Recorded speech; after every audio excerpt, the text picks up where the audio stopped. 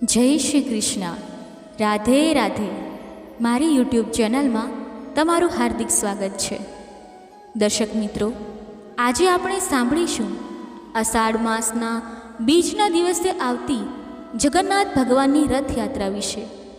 જો તમે પણ આ દિવસે ભગવાન જગન્નાથની કૃપા પ્રાપ્ત કરવા માંગતા હો તો વિડીયોને લાઈક કરી કોમેન્ટમાં જય જગન્નાથ ભગવાન જરૂરથી લખજો. અને જો તમે ચેનલમાં નવા હોય તો ચેનલને સબસ્ક્રાઈબ અવશ્ય કરજો. ગુજરાતી પંચાંગ મુજબ અષાઢ માસના શુક્લ પક્ષની બીજ તિથિ એટલે કે દ્વિતીયા ભારતભરમાં અને ખાસ કરીને ગુજરાતમાં રથયાત્રાના પર્વ તરીકે ઉજવવામાં આવે છે. આ તહેવાર ભગવાન જગન્નાથ, તેમના ભાઈ બલરામ એટલે કે બલભદ્ર અને બહેન સુભદ્રા સાથે સંકળાયેલો છે. રથયાત્રા એ એક એવો પવિત્ર ઉત્સવ છે જે હિન્દુ ધર્મની ભક્તિ, આસ્થા અને સંસ્કૃતિનું પ્રતીક છે. ગુજરાતમાં આ ઉત્સવ ખૂબ જ ધામધૂમથી ઉજવાય છે. અષાઢી બીજ રથયાત્રા ભગવાન જગન્નાથની ભક્તિ અને તેમના ભક્તો સાથેના દિવ્ય સંબંધને ઉજાગર કરવા માટે ઉજવાય છે. ભગવાન જગન્નાથ ભગવાન વિષ્ણુનું એક સ્વરૂપ છે અને વૈષ્ણવ સંપ્રદાયમાં તેમનું વિશેષ સ્થાન છે. આ ઉત્સવનું મુખ્ય કેન્દ્ર ઓડિશાનું જગન્નાથપુરી મંદિર છે, જે 4 ધામોમાંનું એક છે. રથયાત્રા એક એવો પ્રસંગ છે જ્યારે ભગવાન જગન્નાથ, બલરામ અને સુભદ્રા પોતાના મંદિરમાંથી બહાર નીકળીને ભક્તોને દર્શન આપવા આવે છે. હિન્દુ ધર્મમાં એવી માન્યતા છે કે દરરોજ ભક્તોએ મંદિરમાં જઈને ભગવાનના દર્શન કરવા પડે છે, પરંતુ રથયાત્રાના દિવસે ભગવાન સ્વયં રથમાં બિરાજીને શહેરની શેરીઓમાં ફરે છે અને ભક્તોને દર્શન આપે છે. આ ઉત્સવ ભગવાન અને ભક્તો વચ્ચેના આત્મીય સંબંધનું પ્રતીક છે. અષાઢી બીજની રથયાત્રાનો ઇતિહાસ સદીઓ જૂનો છે. ઓડિશાના પુરીમાં રથયાત્રા હજારો વર્ષોથી ઉજવાય છે અને ગુજરાતમાં આ પરંપરા 19મી સદીથી વધુ પ્રચલિત થઈ. અમદાવાદના જગન્નાથ મંદિરમાં રથયાત્રા 1878થી શરૂ થઈ, જેની પ્રેરણા મહંત નરસિંહદાસજીને ભગવાન જગન્નાથના સ્વપ્નમાંથી મળી હતી. રથયાત્રાને ગુંડીચા યાત્રા પણ કહેવામાં આવે છે, કારણ કે ભગવાન જગન્નાથ પુરીમાં ગુંડીચા મંદિરમાં જાય છે, જે તેમની માસીનું ઘર માનવામાં આવે છે. ગુજરાતમાં આ વિધિ પ્રતિકાત્મક રીતે થાય છે. રથયાત્રાના 9 દિવસ પછી ભગવાન પાછા મુખ્ય મંદિરમાં પરત ફરે છે. આ પ્રસંગને બહુડા યાત્રા કહેવાય છે. આ દિવસે પણ રથોને શણગારવામાં આવે છે અને ભક્તો દર્શન માટે એકઠા થાય છે. એક રસપ્રદ કથા લક્ષ્મીજીની નારાજગી સાથે જોડાયેલી છે. માન્યતા છે કે ભગવાન જગન્નાથ રથયાત્રા દરમિયાન લક્ષ્મીજીને મંદિરમાં છોડીને બહાર જાય છે, જેનાથી લક્ષ્મીજી નારાજ થાય છે. બહુડા યાત્રા દરમિયાન ભગવાન પાછા ફરે છે અને લક્ષ્મીજીને મનાવવા માટે ભેટ સોગાદો આપે છે. આ કથા ગુજરાતના વૈષ્ણવ ભક્તોમાં ખૂબ લોકપ્રિય છે અને તે દરમિયાન ભગવાનની લીલાઓનું ગાન થાય છે. દર્શક મિત્રો, હવે આપણે સાંભળીશું જગન્નાથ મંદિરની ઉત્પત્તિની કથા. મિત્રો, એકવાર ભગવાન શ્રી કૃષ્ણ સૂઈ રહ્યા હતા અને નિંદ્રાવસ્થામાં તેમના મુખમાંથી રાધાજીનું નામ નીકળ્યું. ત્યારે પટરાણીઓને એવું લાગ્યું કે આપણે પ્રભુની આટલી બધી સેવા કરીએ છીએ, પરંતુ પ્રભુને હંમેશા રાધાજીની જ યાદ આવે છે. રૂકમણીજી અને અન્ય રાણીઓએ રોહિણીજી પાસે રાધા રાણી અને શ્રી કૃષ્ણની પ્રેમ અને વ્રજલીલાનું વર્ણન કરવા પ્રાર્થના કરી. રોહિણીજીએ કથા કહેવા માટે હાથો પાડી, પરંતુ સાથે એમ પણ કહ્યું કે શ્રી કૃષ્ણ અને બલરામને આ વાતની ખબર ન પડવી જોઈએ. ત્યારબાદ નક્કી કરવામાં આવ્યું કે રોહિણીજી બધી જ રાણીઓને ગુપ્ત જગ્યાએ આ કથા સંભળાવશે અને તે જગ્યાએ કોઈ ન આવે તે માટે સુભદ્રાજીને પહેરો દેવા માટે મનાવવામાં આવ્યા. સુભદ્રાજીને આદેશ આપવામાં આવ્યો કે સ્વયં શ્રી કૃષ્ણ અને બલરામ પણ આવે તો પણ તેમને અંદર આવવા દેવામાં ન આવે. ત્યારબાદ રોહિણી માતાએ કથા સંભળાવવાની શરૂ કરી. સુભદ્રા દ્વાર પર ઊભી હતી. થોડી જ વારમાં શ્રી કૃષ્ણ અને બલરામ ત્યાં આવી પહોંચ્યા. સુભદ્રાએ તેમને અંદર જવાની ના પાડી. ત્યારે ભગવાન શ્રી કૃષ્ણને શંકા ગઈ અને તે બહારથી જ પોતાની દિવ્ય શક્તિઓ વડે અંદર રોહિણી માતા દ્વારા કહેવામાં આવેલી વ્રજલીલાનો આનંદ લેવા લાગ્યા. બલરામ પણ કથાનો આનંદ લેવા લાગ્યા. કથા સાંભળતા સાંભળતા શ્રી કૃષ્ણ, બલરામ અને સુભદ્રાના હૃદયમાં વ્રજ પ્રત્યે અદ્ભુત પ્રેમભાવ ઉત્પન્ન થયો. એ પ્રેમભાવમાં તેમના હાથ પગ નાના થવા લાગ્યા, જેમ કે તેઓ બાળ અવસ્થામાં હોય. ત્રણેય રાધાજીની કથામાં એટલા ભાવ વિભોર થઈ ગયા કે મૂર્તિ સમાન જળ પ્રતીત થવા લાગ્યા. ખૂબ જ ધ્યાનપૂર્વક જોવાથી પણ તેમના હાથ પગ દ્રશ્યમાન થતા ન હતા. સુદર્શને પણ દ્રવિત થઈને લાંબુ રૂપ ધારણ કર્યું. એ જ સમયે દેવઋષિ નારદ ત્યાં આવી પહોંચ્યા અને ભગવાનના આ રૂપને જોઈને આશ્ચર્યચકિત થઈ ગયા અને જોતા જ રહ્યા. થોડા સમય પછી ધ્યાનભંગ થયું તો નારદજીએ પ્રણામ કરીને ભગવાન શ્રી કૃષ્ણને કહ્યું, હે પ્રભુ, મારી ઈચ્છા છે કે આજે મેં તમારું જે રૂપ જોયું છે તે રૂપ તમારા ભક્તજનોને પૃથ્વી લોક પર જન્મો જન્મ સુધી જોવા મળે. તમે આ રૂપમાં પૃથ્વી લોક ઉપર વાસ કરો. ભગવાન શ્રી કૃષ્ણ નારદજીની વાતથી પ્રસન્ન, ખૂબ જ પ્રસન્ન થઈ ગયા અને કહ્યું કે આવું જ થશે. કલિકાલમાં હું આ જ રૂપમાં નીલાચલ ક્ષેત્રમાં પોતાનું સ્વરૂપ પ્રગટ કરીશ. કલયુગના આગમન પછી પ્રભુની પ્રેરણાથી માલવ રાજા ઇન્દ્રધૂમને ભગવાન શ્રી કૃષ્ણ, બલભદ્રજી અને બહેન સુભદ્રાજીની એવી જ પ્રતિમા જગન્નાથ મંદિરમાં સ્થાપિત કરી. રાજા ઇન્દ્રધૂમના સર્વશ્રેષ્ઠ પ્રજાપાલક રાજા હતા. પ્રજા તેમને ખૂબ પ્રેમ કરતી હતી. તેમના રાજ્યમાં પ્રજા સુખી અને સંતોષી હતી. રાજાના મનમાં ઈચ્છા હતી કે તેઓ કંઈક એવું કરે જેને કારણે બધા તેમને યાદ કરે.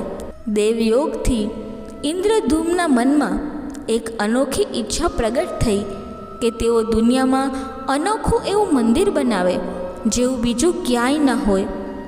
ઇન્દ્રધૂમ વિચારી રહ્યા હતા કે તેમના મંદિરમાં કયા દેવતાની મૂર્તિ સ્થાપિત કરવી. રાજાના મનમાં આ ઈચ્છા અને ચિંતન ચાલુ હતું અને એક રાત્રે તેઓ આના વિશે ખૂબ જ ઊંડાણ વિચાર કરતાં કરતાં સૂઈ ગયા.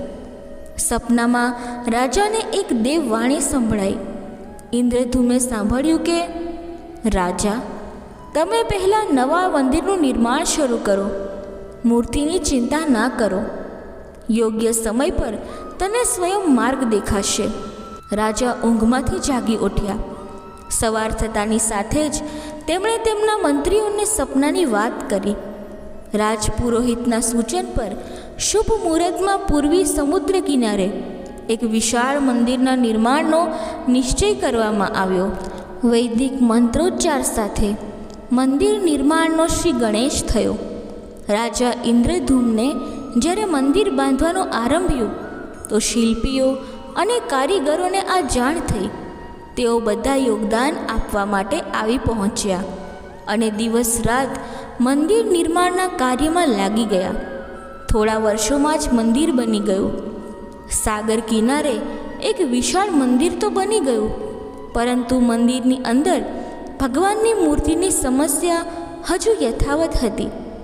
રાજા ફરી ચિંતામાં પડી ગયા. એક દિવસ મંદિરના ગર્ભગૃહમાં બેસીને આ ચિંતામાં રાજાની આંખોમાંથી આંસુઓ નીકળવા લાગ્યા. રાજાએ ભગવાનને વિનંતી કરી, પ્રભુ, તમારા કયા સ્વરૂપને આ મંદિરમાં સ્થાપિત કરો? કૃપા કરીને મને માર્ગ બતાવો. તમે સ્વપ્નમાં જે સંકેત આપ્યો હતો તે પૂર્ણ થવાનો સમય ક્યારે આવશે? દેવ વગરનું મંદિર જોઈને બધા મારા પર હસશે. આ વિચારે રાજાની આંખોમાંથી આંસુઓ ટપકતા લાગ્યા અને તેઓ પ્રભુને પ્રાર્થના કરતા રહ્યા. પ્રભુ, તમારા આશીર્વાદથી મારું ખૂબ જ સન્માન છે. પ્રજા એવું સમજશે કે મેં ખોટું સપનું જોઈને તેનો આદેશ કરવા માટે તેમને આટલો બધો પરિશ્રમ કરાવ્યો. હે પ્રભુ, મને માર્ગ બતાવો. રાજા દુઃખી મનથી પોતાના મહેલમાં પાછા ફર્યા. તે રાત્રે રાજાને ફરી સ્વપ્ન આવ્યું. સ્વપ્નમાં તેમને દેવવાણી સંભળાઈ. રાજન, અહીં નજીકમાં જ ભગવાન શ્રી કૃષ્ણના વિગ્રહ રૂપ છે. તમે તેમને શોધવાનો પ્રયાસ કરો. તમને દર્શન જરૂર મળશે. ઇન્દ્રધૂમે સ્વપ્નની વાત ફરીથી પુરોહિત અને મંત્રીઓને કહી. તમામે નિષ્કર્ષે પહોંચ્યા કે પ્રભુની કૃપા સહજ પ્રાપ્ય નથી. તેના માટે આપણે નિર્મળ મનથી પરિશ્રમ શરૂ કરવો પડશે. ભગવાનના વિગ્રહનું સ્થાન શોધવાની જવાબદારી રાજા ઇન્દ્રધૂમે 4 વિદ્વાન પંડિતોને સોંપી દીધી. પ્રભુની ઈચ્છાથી પ્રેરિત થઈને 4 વિદ્વાન 4 દિશાઓમાં નીકળી પડ્યા. આ 4 વિદ્વાનોમાં એક પંડિત હતા વિદ્યાપતિ. તેઓ 4માં સૌથી નાની ઉંમરના હતા. પ્રભુના વિગ્રહની શોધ દરમિયાન તેમની સાથે ઘણી અદ્ભુત ઘટનાઓ બનવા લાગી. પંડિત વિદ્યાપતિ પૂર્વ દિશાની તરફ જવા લાગ્યા. થોડું આગળ જતાં વિદ્યાપતિ ઉત્તર તરફ વળ્યા તો તેમને એક જંગલ દેખાયું. તે જંગલ ખૂબ જ ભયંકર હતું. વિદ્યાપતિ શ્રી કૃષ્ણના મોટા ઉપાસક હતા. તેમણે શ્રી કૃષ્ણનું સ્મરણ કર્યું અને રસ્તો બતાવવા પ્રાર્થના કરી. ભગવાન શ્રી કૃષ્ણની પ્રેરણાથી તેમને રસ્તો દેખાવા લાગ્યો. પ્રભુના નામનું સ્મરણ કરતાં કરતાં જંગલમાં આગળ વધતા રહ્યા. જંગલના મધ્યમાં તેમને એક પર્વત દેખાયો. પર્વતના વૃક્ષોમાંથી સંગીતની ધ્વનિ જેવું સુંદર ગીત સંભળાઈ રહ્યું હતું. વિદ્યાપતિ સંગીતના જાણકાર હતા. તેમને ત્યાં મૃદંગ, બંસી અને કરતાલની મિશ્રિત ધ્વનિ સાંભળવા મળી રહી હતી. આ સંગીત તેમને ખૂબ જ દિવ્ય લાગ્યું. સંગીતની તરંગોને શોધતા તેઓ આગળ વધ્યા. તે ટૂંક સમયમાં પર્વતની ચોટી પર પહોંચી ગયા. પર્વતની બીજી બાજુ તેમને એક સુંદર ઘાટી દેખાઈ, જ્યાં લોકો નૃત્ય કરી રહ્યા હતા. યાત્રાના કારણે તે થાકી ગયા હતા, પણ સંગીતથી તેમનો થાક દૂર થઈ ગયો અને તેમને ઊંઘ આવવા લાગી. અચાનક એક વાઘની ગર્જના સાંભળી તેઓ ડરી ગયા. વાઘ તેમની તરફ દોડી રહ્યો હતો.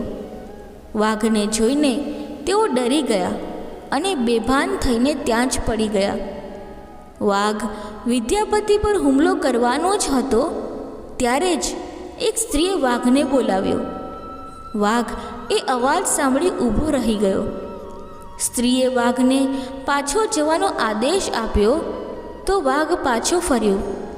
વાઘ એ સ્ત્રીના પગ પાસે આવીને એવી રીતે રમવા લાગ્યો જેમ કે કોઈ બિલાડી પોતાની પૂંછડી સાથે રમે છે. એ યુવતી વાઘની પીઠ પર પ્રેમથી હાથ ફેરવવા લાગી. એ સ્ત્રી ત્યાં હાજર બધી સ્ત્રીઓમાં સૌથી સુંદર હતી. તે ભીલોના રાજા વિશ્વાવસુની એકમાત્ર પુત્રી લલિતા હતી. લલિતાએ પોતાની દાસીઓને બેભાન વિદ્યાપતિની સંભાળ રાખવા મોકલ્યા. દાસીએ ઝરણાથી પાણી લાવીને વિદ્યાપતિ પર છાંટ્યું.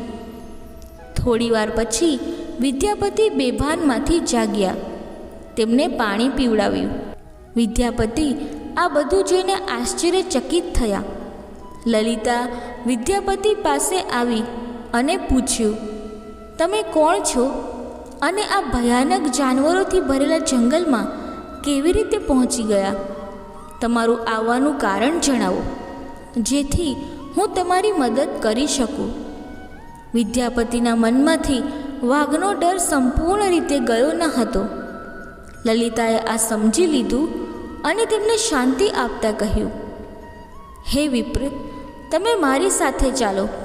તમે પહેલાં સ્વસ્થ થાઓ, ત્યારબાદ તમારા લક્ષ્ય તરફ જાઓ. વિદ્યાપતિ લલિતાની પાછળ પાછળ તેના ગામ તરફ ચાલવા માંડ્યા. વિદ્યાપતિ ભીલોના રાજા વિશ્વાવસુને મળ્યા અને તેમને પોતાનો પરિચય આપ્યો.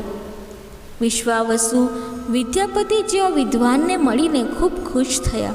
વિશ્વાવસુના કહેવા પર વિદ્યાપતિ થોડા દિવસો માટે ત્યાં મહેમાન બનીને રહ્યા. વિદ્યાપતિ ભીલોને ધર્મ અને જ્ઞાનના ઉપદેશ આપવા લાગ્યા.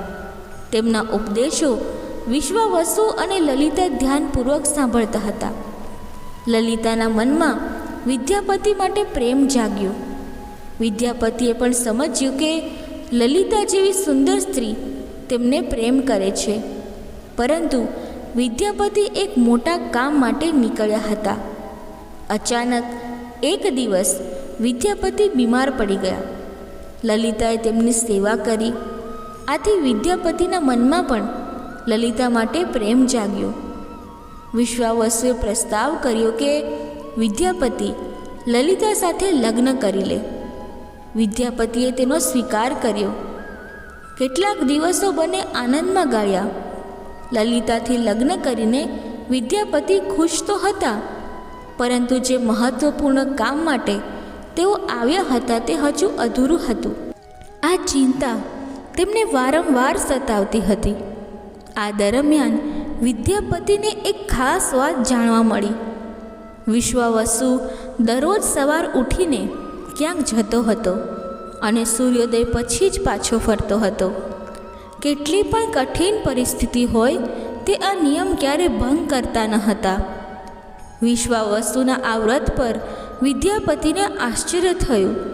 તેમના મનમાં આ રહસ્ય જાણવાની ઈચ્છા થવા લાગી કે આખરે વિશ્વાવસુ ક્યાં જતો હશે. એક દિવસ વિદ્યાપતિએ લલિતાને આ અંગે પૂછ્યું. લલિતા આ સાંભળીને ગભરાઈ ગઈ. વિદ્યાપતિએ લલિતાને તેના પિતાની દૈનિક અનામી જગ્યાએ જવા અને સૂર્યોદય પહેલાં પરત આવવાની રહસ્યમય વાત અંગે પૂછ્યું. વિશ્વાવસુનો નિયમ કોઈ પણ સ્થિતિમાં તૂટતો ન હતો. કેટલી પણ કઠિન પરિસ્થિતિ હોય, લલિતા સામે ધાર્મિક સંકટ આવી ગયો. તે પતિની વાતને ઠુકરાવી શકતી ન હતી, પરંતુ પતિ જે પૂછતો હતો તે તેના વંશની ગુપ્ત પરંપરા સાથે જોડાયેલું હતું, જે ખોલવું શક્ય ન હતું. લલિતાએ કહ્યું, સ્વામી, આ અમારા કુળનું રહસ્ય છે, જે કોઈની સામે ખોલી શકાય તેવું નથી. પરંતુ તમે મારા પતિ છો અને હું તમને કુળનો પુરુષ માનીને જેટલું શક્ય હોય તેટલું જણાવું છું. અહીંથી થોડી દૂર એક ગુફા છે, જેની અંદર અમારા કુળ દેવતા છે. અમે બધા પૂર્વજ તેમની પૂજા કરતા આવ્યા છીએ. આ પૂજા સતત ચાલતી રહેવી જોઈએ. એ જ પૂજા માટે પિતાજી દરરોજ સવારમાં નિયમિત રીતે જતા હોય છે. વિદ્યાપતિએ લલિતાને કહ્યું કે તે પણ તેમના કુળદેવતાના દર્શન કરવા માગે છે. લલિતા બોલી, આ શક્ય નથી. અમારા કુળદેવતાની પૂજા વિશે કોઈને જાણવાની ઈચ્છા છે. આ સાંભળીને મારા પિતા ક્રોધિત થઈ જશે. વિદ્યાપતિની ઉત્સુકતા વધતી જતી હતી. તેમણે લલિતાને પ્રેમની કસમ આપી અને મનાવવા લાગ્યા. આખરે લલિતાએ કહ્યું, હું મારા પિતાને વિનંતી કરીશ કે તે તમને દેવતાના દર્શન કરાવે. લલિતાએ તેના પિતાને બધી વાત કહી તો તેઓ ગુસ્સે થઈ ગયા. લલિતાએ કહ્યું, હું તમારું એકમાત્ર સંતાન છું. તમારા બાદ દેવતાની પૂજાનું દાયિત્વ મારું હશે. તેથી મારા પતિનો અધિકાર બને છે, કારણ કે આગળ તેને જ પૂજન કરવું પડશે. વિશ્વાવસુ આ તર્કની આગળ થમી ગયા. તેમણે કહ્યું, ગુફાના દર્શન ત્યારે જ થઈ શકે છે જ્યારે કોઈ ભગવાનની પૂજાનું દાયિત્વ પોતાના હાથમાં લે. વિદ્યાપતિએ દાયિત્વ સ્વીકાર્યું તો વિશ્વાવસુ દેવતાના દર્શન કરાવવા માટે રાજી થયા. બીજે દિવસે સૂર્યોદય પહેલાં વિશ્વાવસુએ વિધવાપતિની આંખે પટ્ટી બાંધી અને તેમના જમણા હાથને પકડીને ગુફાની તરફ લઈ ગયા. વિદ્યાપતિએ મુઠ્ઠીમાં સરસવના દાણા રાખ્યા હતા, જે રસ્તામાં છોડતા ગયા. ગુફા પાસે પહોંચીને વિશ્વાવસુ ઊભા રહ્યા અને તેમણે વિદ્યાપતિની આંખની કાળી પટ્ટી ખોલી. આ ગુફામાં નીલા રંગનો પ્રકાશ ચમકી ઉઠ્યો. હાથમાં વાંસળી લઈને ભગવાન શ્રી કૃષ્ણનું સ્વરૂપ વિદ્યાપતિને દેખાયું. વિદ્યાપતિ આનંદમાં મગ્ન થઈ ગયા. તેમણે ભગવાનના દર્શન કર્યા. દર્શન કર્યા બાદ તો તેમને જાણે ત્યાંથી જવાનું મન જ થતું નહોતું. પણ વિશ્વાવસુએ પરત ફરવાનો આદેશ આપ્યો. તેમણે ફરીથી વિદ્યાપતિની આંખે પટ્ટી બાંધી અને બંને પરત ફર્યા. પરત આવ્યા પછી લલિતાએ વિદ્યાપતિને પૂછ્યું. વિદ્યાપતિને ગુફામાં દેખાયેલા અલૌકિક દ્રશ્ય વિશે પત્નીને કશું કહેવું યોગ્ય ન લાગ્યું. તે હવે જાણી ગયા હતા કે વિશ્વાવસુ શ્રી કૃષ્ણની મૂર્તિની પૂજા કરે છે. વિદ્યાપતિને આભાસ થઈ ગયો કે મહારાજને સપનામાં જે પ્રભુ વિગ્રહ વિશે દેવવાણી સાંભળી હતી તે આ જ મૂર્તિ વિશે હતી. વિદ્યાપતિ વિચારી રહ્યા હતા કે કંઈક રીતે તે આ મૂર્તિને લઈને રાજધાની પહોંચવું પડશે. એક તરફ તેઓ ગુફાથી મૂર્તિને લઈ જવાની વિચારણા કરતા હતા અને બીજી તરફ ભીલ રાજા અને પોતાની પત્ની સાથે વિશ્વાસઘાતના વિચારથી તેમનું મન વ્યથિત થઈ રહ્યું હતું. વિદ્યાપતિ ધર્મ અને અધર્મના વિષય પર વિચારતા રહ્યા. પછી વિચાર આવ્યો કે જો વિશ્વાવસુએ ખરેખર તેમના પર વિશ્વાસ કર્યો હોત તો તેમને આંખ પર પટ્ટી બાંધીને ગુફા સુધી લઈ ગયા ન હોત. તેથી વિશ્વાસઘાતનો પ્રશ્ન ઉઠતો નથી. તેમણે ગુફાથી મૂર્તિ જોવાનું મન બનાવી લીધું. વિદ્યાપતિએ લલિતાને કહ્યું કે તે તેના માતાના અને પિતાના દર્શન કરવા જવા માંગે છે. તે મારા માટે પરેશાન હશે. લલિતા પણ સાથે જવા માટે તૈયાર થઈ. વિદ્યાપતિએ સમજાવ્યું કે તે વહેલો પરત આવશે અને પછી તેને લઈ જશે. આથી લલિતા માની ગઈ. વિશ્વાવસુએ વિદ્યાપતિ માટે ઘોડાની વ્યવસ્થા કરી. અગાઉ જે સરસવના દાણા વાવ્યા હતા તેમાંથી છોડ ઉગી નીકળ્યા હતા અને તેમનો રસ્તો અનુસરી વિદ્યાપતિ ગુફા સુધી પહોંચ્યા. તેમણે ભગવાનની સ્તુતિ કરી અને ક્ષમા પ્રાર્થના પછી મૂર્તિને જોડામાં મૂકી લીધી. સાંજ સુધીમાં તેઓ રાજધાની પહોંચ્યા અને સીધા રાજા પાસે ગયા. તેમણે દિવ્ય પ્રતિમા રાજાને સોંપી અને આખી વાર્તા સંભળાવી. રાજાએ જણાવ્યું કે તેણે ગઈ રાત્રે એક સપનું જોયું હતું જેમાં સાગરમાંથી એક કુંડું વહેતું આવશે. રાજાએ કહ્યું, તે કુંડાની નકશી કરાવીને ભગવાનની મૂર્તિ બનાવી લેજો, જેનો અંશ તમને પ્રાપ્ત થવાનો છે. તે ભગવાન વિષ્ણુનું સ્વરૂપ હશે. તમે જે મૂર્તિ લાવ્યા છો તે પણ ભગવાન વિષ્ણુનો અંશ છે. બંને આ વાતથી આશ્વસ્ત થતા કે તેમની શોધ પૂરી થઈ છે. રાજાએ કહ્યું કે જ્યારે ભગવાન દ્વારા મોકલેલા લાકડાથી આપણે આ પ્રતિમાનું મોટું સ્વરૂપ બનાવી લઈશું ત્યાર પછી તમે તમારા સસરાને આ મૂર્તિ પરત આપી દેજો. તેમના કુળદેવતાનો આટલો મોટો વિગ્રહ ભવ્ય મંદિરમાં સ્થાપિત જોઈને તેઓને ખુશી થશે. બીજા દિવસે સૂર્યોદય પહેલાં રાજા વિદ્યાપતિ અને મંત્રીઓ સાગર કિનારે પહોંચ્યા. સપનું જોયું તે અનુસાર એક મોટું કુંડું પાણીમાં તરતું આવી રહ્યું હતું. બધા તેને જોઈને પ્રસન્ન થયા. 10 હોડીમાં બેસીને રાજાના સેવકો તે કુંડાને ખેંચવા માટે પહોંચ્યા. મોટા મોટા દોરડાઓથી કુંડાને બાંધીને ખેંચવામાં આવ્યું, પરંતુ કુંડું ખેંચાતું ન હતું. ત્યારબાદ વધુ લોકોને મોકલવામાં આવ્યા, પણ સેંકડો લોકો અને નાવડીઓનો ઉપયોગ કર્યા બાદ પણ કુંડાને હલાવી શકાયું નહીં. રાજાનું મન ઉદાસ થઈ ગયું.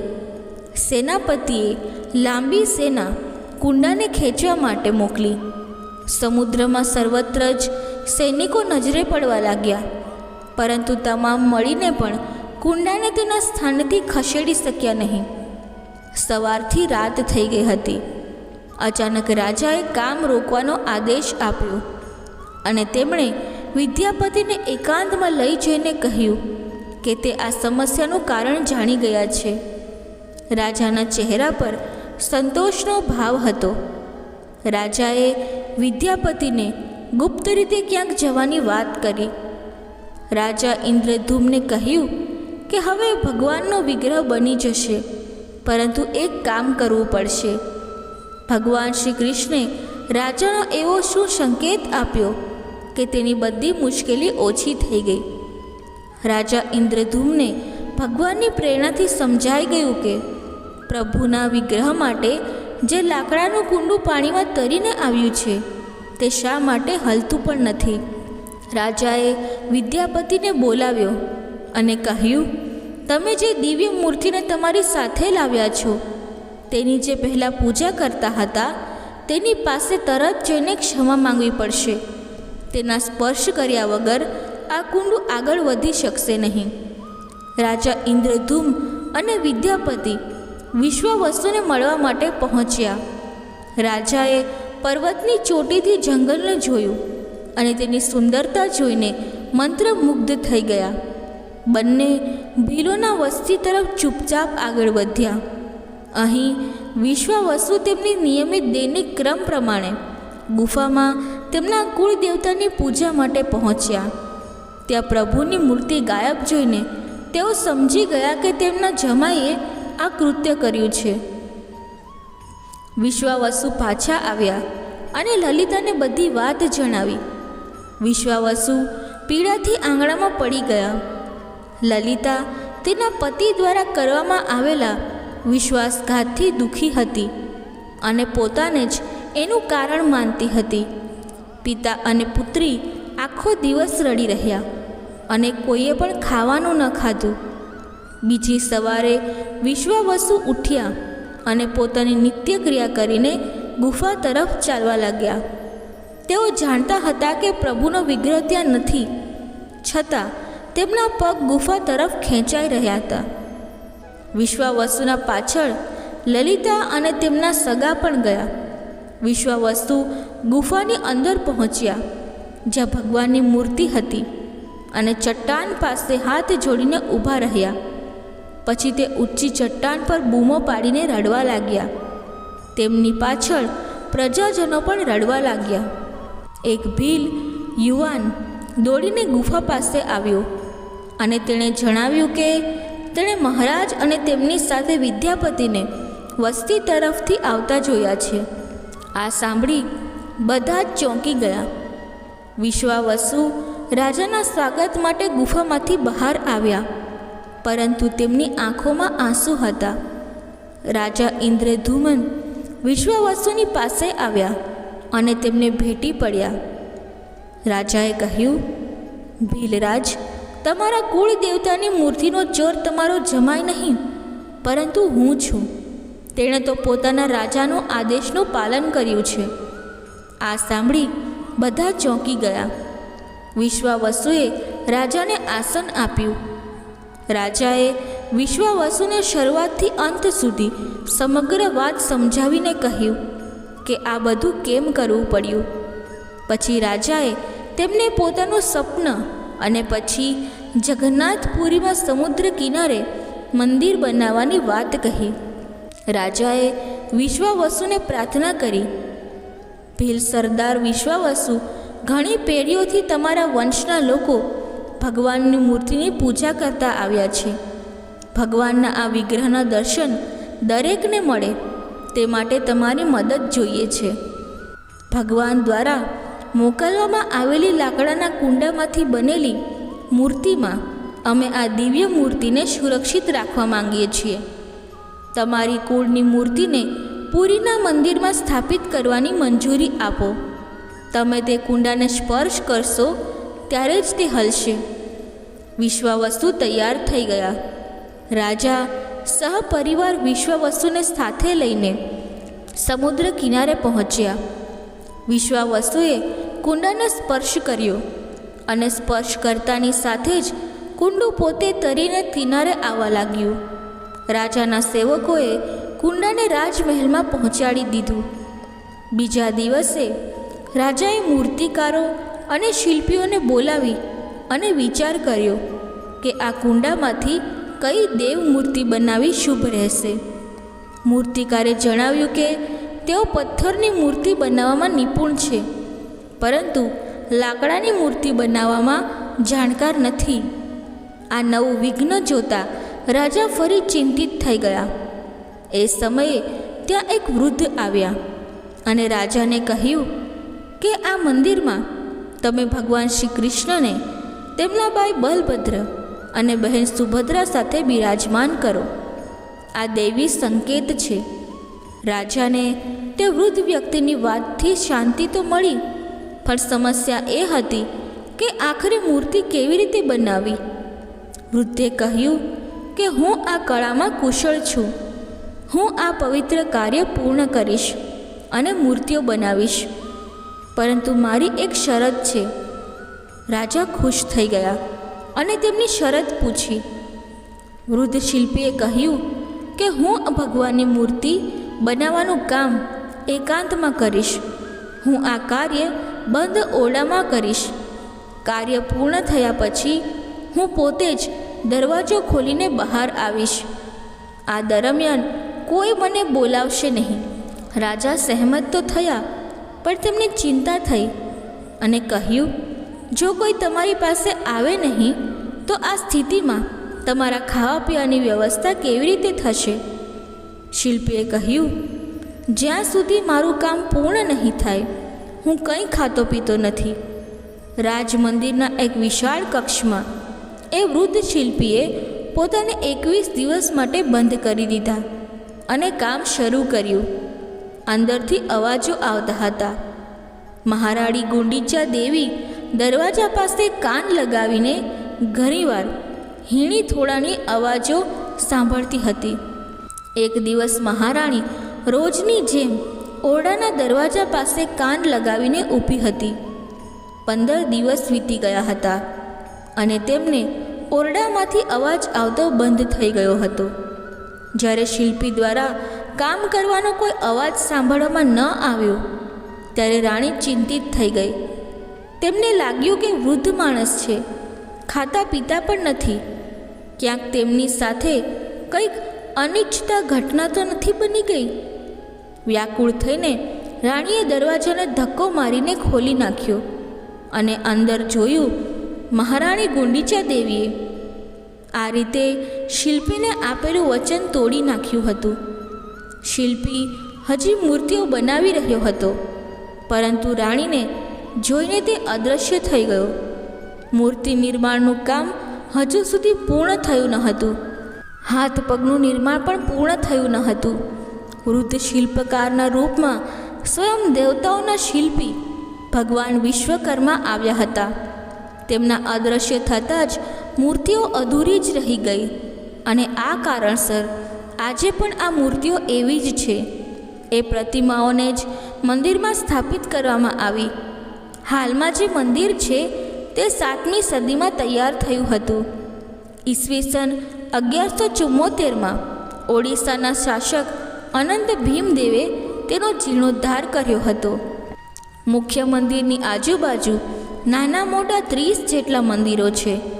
વિદ્યાપતિ અને લલિતાના વંશજો, જેમને દૈત્યપતિ કહેવામાં આવે છે, તેમનો પરિવાર જ આજ સુધી અહીં પૂજા કરે છે. તો મિત્રો, જો તમને આ વિડીયો પસંદ આવ્યો હોય તો વિડીયોને લાઈક કરજો અને શેર જરૂરથી કરજો અને કમેન્ટ બોક્સમાં જય શ્રી કૃષ્ણ, જય જગન્નાથ જરૂરથી લખજો. ધન્યવાદ. જય શ્રી કૃષ્ણ. રાધે રાધે.